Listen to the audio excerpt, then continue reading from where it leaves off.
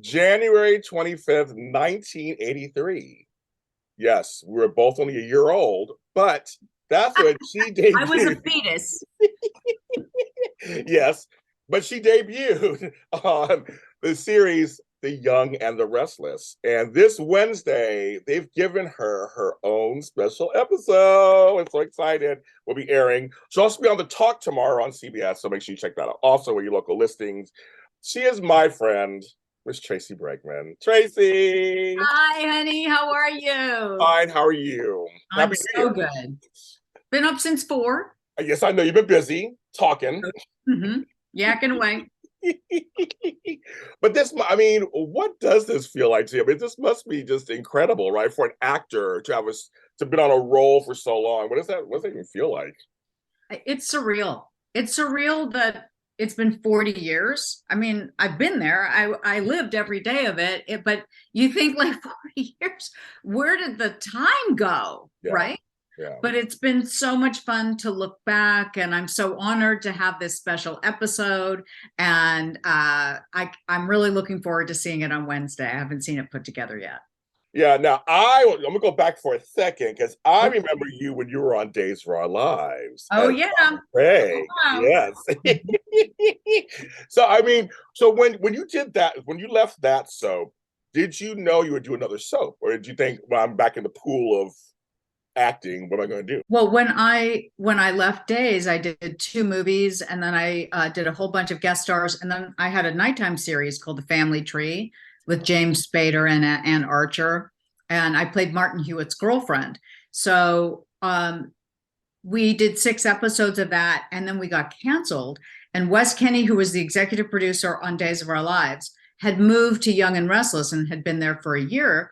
And he drove up my driveway one day, and I happened to be coming out of the house that exact moment. And I was like, hi. And he said, hey, do you want to do a soap again? And I was like, well, my nighttime series just got canceled. Yeah. He said, what about just for the summer? And I was like, okay, I'll do it for the summer. A little summer gig. Sure, why not? Right. Sure, why not? Not realizing, that moment was going to change my life. Exactly. Exactly. Wow. I love when things like that happen. It's not coincidence. There's no such thing as coincidence. There's just none. I mean, it's like one of those things that you think about is, what if he hadn't driven up my driveway? What if I hadn't been coming out of the door at that exact time, or I wasn't home? What if I'd been out? Yes, exactly. Oh my God. What would have happened? That is so funny. I know that's so funny. Now, also one of the things is you were the first, folks. The first back then they called it ingenue. Yes. But yeah, but you were the first. You were the first actress to win the younger actress category. Younger lead actress, yeah. Yeah. But it was called ingenue back then. We all Right. changed it. Exactly. You're still an ingenue to me, Lauren. I mean, Tracy. So we still. I answered anything, don't worry. I know Lauren, Tracy. I'm like, let's go get there. Don't worry about it. No, you're like, just as long as you call me, right? Just as long as you call me. Say, Here's the hey, thing. you. Do you remember winning that Emmy? Do you remember it? Do you remember the moment? Oh, yeah. I remember it because I was up against Melissa Leo, who, by the way, won an Oscar. Yes. Tasia Valenza, Christian Alfonso, and oh dear, Lisa Trussell. Oh yeah, okay. Oh, the Days people, those Days folks. They're Days folks too. Those are Days people. Yes. Days people. So all I remember is when they opened the envelope, I heard "t," and then I went deaf. So I thought Tasia Valenza won. So I stayed in my seat. And it wasn't Bill Bell was sitting next to me, and he got up, and everyone got up, and I was like, oh, I guess it wasn't Tasia Valenza. I guess it was me. But I literally went deaf. Wow. It was the craziest thing. Wow, that is crazy. And where's the Emmy these days? It is in Nashville on my fireplace. Oh, how cute. Oh, I love that. Okay, side note, I know this is about your 40th, but you and I are equine folks. How are the horses? How are they? They are amazing. My Baroque Frisian just had his 23rd birthday. he's sort of the governor of the barn because he just wanders the property. He can't be in a stall because he can't get up anymore. Oh, So wow. we have to get the tractor to get him up if he does go down. And he's just living the life. He has a love affair with a small mare named Gigi. And Of course. he follows her everywhere. We have to put all of his grain and everything outside of her stall because he won't leave her. It's the cutest thing. So then wait a minute. So I don't get to the weeds in this, but like, so where does he stay and sleep? You can't put him in a stall. So he doesn't lie down anymore. Okay. So he stands outside of her stall in the small barn. He literally has the run of the whole place. Well, it's 16 acres, so he's always somewhere. Yes, I know. I always comment on your pictures. Always comment. I just think it's so beautiful. If I got a farm in Los Angeles, I would. I love horses. I love animals. I love the whole thing. It's quite an experience to be able to live amongst 22 horses and 3 donkeys and a sheep and a bunch of dogs and cats. That's like your sheep too. Your sheep, your dog. That's like your sheep and your donkeys. That's right. Oh, that's I just got I got a mini donkey named Pickles, and the sheep came with the property, who's very standoffish, so I call him Sheepish. And we have 2 other donkeys at the property, but those belong to my boarders. Oh, I like that. Okay, sorry if I like. I just thought I like that. No, I love a good horse sidetrack. Oh no, me too, because I've done that with Catherine Kelly Lang. I've done that with Tracey Bregman. I mean, we're all horse fans. I love that. I haven't ridden in a while, but I can't wait to. Okay, so now during your 40 years, you also got to do a dual role. I did. You get to play Sheila's sister, right? Yeah. So what was that like? Going to something to play obviously opposite yourself sometimes, and what was that like? That was cray because. I mean, first of all, I've never done my first day playing twins. I had 27 scenes in a row with myself. And so it was really bizarre to have to learn the script as Lauren. And then I had to go back and learn it the other side as Sarah. And then it was really, for me, 3 characters. So it was Lauren and how Lauren is. Got it. It was creating the character of Sarah and who she was. And then the 3rd character for me was Sarah impersonating Lauren because she couldn't be perfect. That's right. There had to be a difference in the voice tonality. There had to be a difference enough. So there was just a lot of dialogue. That was very hard. I'm glad we made it through. How'd you get through it? I mean, obviously you came to the other side of it. I did. You did. So I guess you were just like, I'm in it, I'm doing it, and you did it. Yeah, let me tell you something. Juliana Moore, was she on As the World Turns or As the World Turns? She was As the World Turns. She played twins. I don't know how long she had to play twins, and I know Peter Bergman did it as well, and so did Michelle Stafford. That is one of the hardest things, I think, as an actor to do, and I would not want to do that. Oh, and Anne Heche, of course. Anne Heche, yeah. I would not have wanted to do that longer than I did it. Now, did you also have a person who was the back of the head and stuff? I believe you had that too, right? Yeah. And that's the hard part because it's so much dialogue. You have to find somebody who really is good with dialogue because then that can mess you up if they're not solid. Oh. And then you have a little added thing of sometimes they like to put their own spin on it. And you're like, no. I need to now remember what I did.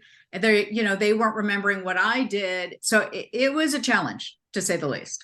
Good for you. I know about that part. Yeah, because you have to remember. Yeah, because then you're gonna play the others. Yeah, right. It's like I know you're an actor, but you can't be an actor right now. Exactly. Can you just go blah blah blah blah blah blah blah. So and then Sarah had like long straight hair and red lipstick, and I wore my hair curly as Lauren, which seemed like a really great idea until I had to go back and forth and change it up. And I was like, what was I thinking? Oh my God. That was a lot. Yeah, I love it. Okay. Out of all of your relationships, I'm gonna name some names. All right. Okay. So we got Danny, Scott, Paul, Michael, and I'm adding Sheila. Yes. I'm gonna tell you why, because they were all significant in Lauren's life. Right. Which one do you think you'd be most? Which other relationship do you think you'd be most remembered by? You mean other than that? I maybe the relationship with John McCook and Susan Flannery on Bold and Oh, Beautiful. yeah, that's right. I should have added them. Yeah, that's right. I should add them too. Hmm. Yes, that's right. I mean, working with Susan Flannery, you want to talk about a master class. Oh yeah. It was pretty extraordinary how I, they. I know she retired, but like I miss her. I miss her acting. Oh my God, I miss her so much. We were, we've been very, very close friends, especially when we were working together. And Yeah, I haven't really had the chance to see her for a yeah, long time. But she was incredible. And she was incredible off camera too, because she just loved an adventure.